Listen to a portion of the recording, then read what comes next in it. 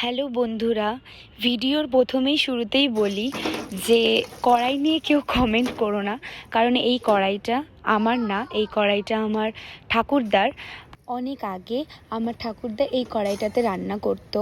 এখন এই কড়াইটা আমাকে দিয়ে দিয়েছে, তিনি তো এখন পারে না রান্না করতে, তাই আমাকে দিয়ে দিয়েছে, আমি এটাকে ব্যবহার করি। আর এই কড়াইটাতে অনেক ভালোবাসা, অনেক মায়া মমতা সব কিছুই জড়িয়ে আছে।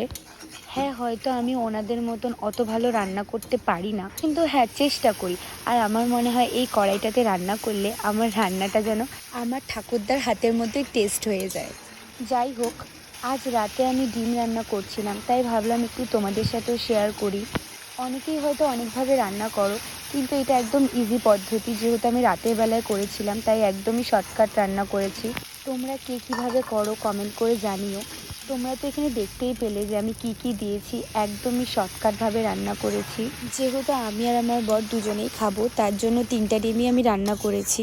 আর আমার এই ইজি পদ্ধতির রান্নাটা তোমাদের কেমন লাগলো কমেন্ট করে জানিও। আর কারা কারা এইভাবে শর্টকাট রান্না করো সেটাও কমেন্ট করে বলো। আর আমার ভিডিওগুলো কেমন লাগে সেটা আমাকে জানিও।